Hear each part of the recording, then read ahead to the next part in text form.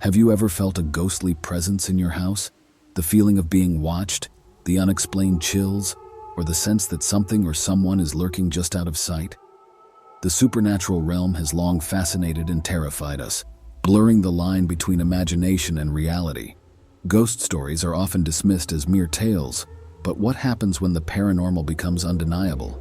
Here are 3 real-life ghost stories that are guaranteed to send shivers down your spine. In the small town of Oakville, a century-old mansion stood abandoned, whispered to be haunted by the spirit of a woman named Eliza, who died tragically after losing her husband in a mining accident. Eliza was said to have been a loving wife and mother, utterly devoted to her family. When the news of her husband's death reached her, she collapsed, clutching her chest, and died of a broken heart. Locals spoke of hearing her sorrowful cries echoing through the night, but few dared to venture near the decaying house. It was said that her grief was so profound that her spirit remained tethered to the place where she had last felt happiness. One autumn night, a group of skeptical friends, intrigued by the legends, decided to explore the mansion. Armed with flashlights and a sense of bravado, they entered the front door, which creaked ominously on its hinges.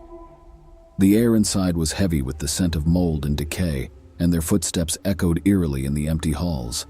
As they ascended the grand staircase, the temperature plummeted and a faint sobbing sound grew louder. The sobs seemed to come from everywhere and nowhere, surrounding them in a cacophony of sorrow. Their flashlights flickered, casting long, jittery shadows on the peeling wallpaper. In the dim light, they saw a translucent figure of a woman in a tattered dress, her eyes streaming with tears.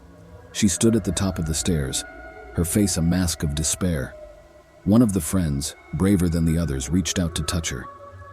As his hand passed through her spectral form, she let out a heart-wrenching wail and vanished, leaving a cold, wet handprint on his arm. They fled in terror, convinced they had encountered the grieving spirit of Eliza.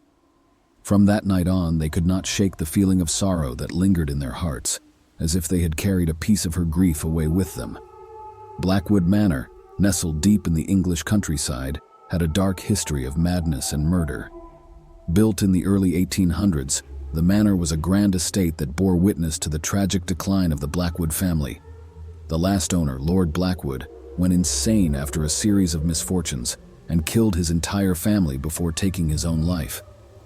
The house had been uninhabited for years, its once elegant rooms now filled with dust and the echoes of its violent past. A team of paranormal investigators, drawn by the manor's sinister reputation, decided to spend the night within its walls.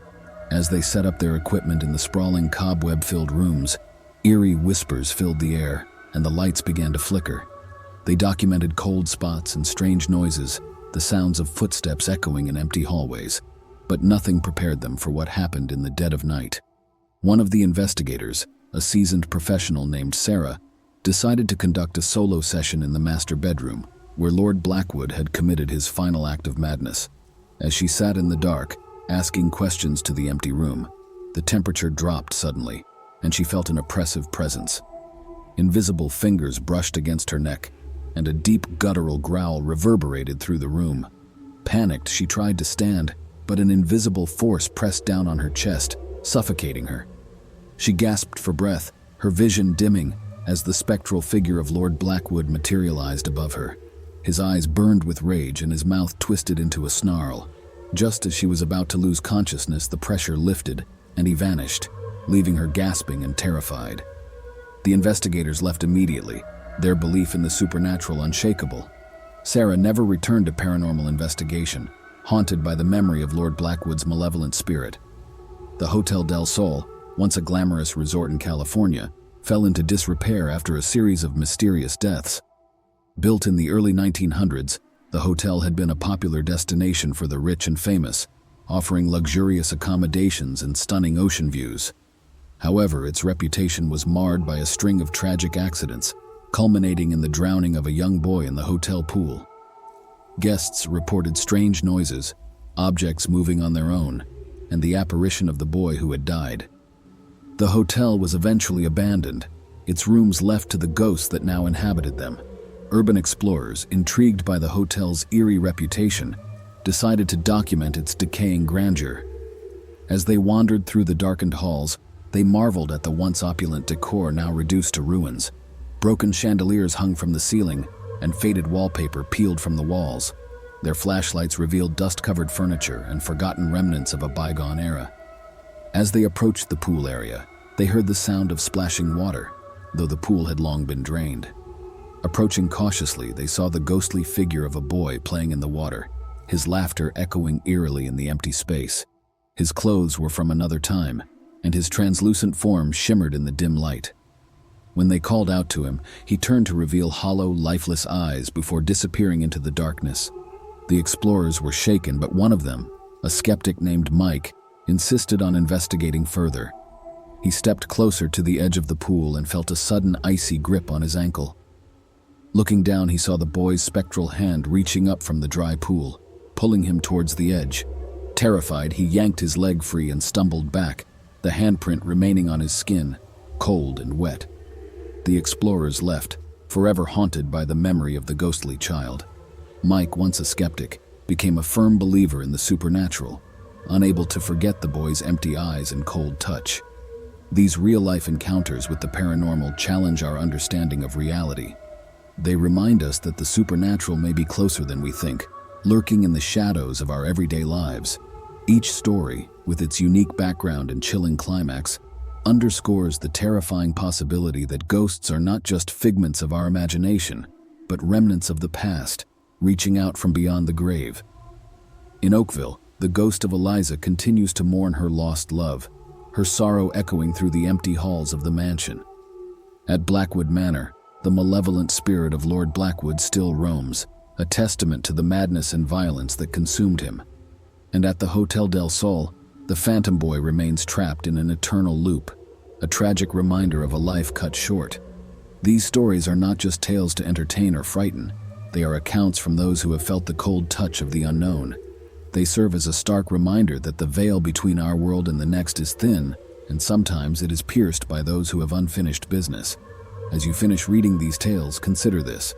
The next time you feel a sudden chill or hear an unexplained noise in your home, it might be more than just your imagination. The supernatural could be closer than you ever dared to believe. The difficulty in distinguishing between a typical ghost story and a truly terrifying encounter with the paranormal lies in the intensity of the experience and the lingering impact it has on those involved. While ghost stories can be dismissed as flights of fancy, the encounters described here left indelible marks on the lives of the witnesses. The palpable fear, the physical evidence, and the profound emotional scars are all hallmarks of encounters that defy rational explanation. For those who have experienced such events, the supernatural becomes an undeniable reality. They find themselves questioning the nature of existence and the possibility of an afterlife. The terror they felt is not just fear of the unknown, but fear of the unseen forces that can intrude upon our world. These stories serve as a chilling reminder that some doors, once opened, can never be fully closed, and some experiences can never be entirely forgotten. So, as you lay in bed tonight, listening to the creaks and groans of your house settling, remember these stories. Remember that the supernatural is not just a concept relegated to movies and books, but a reality that can be felt and experienced. And if you ever feel a cold hand on your shoulder or hear a whisper in the dark, you might just be the next person with a story to tell.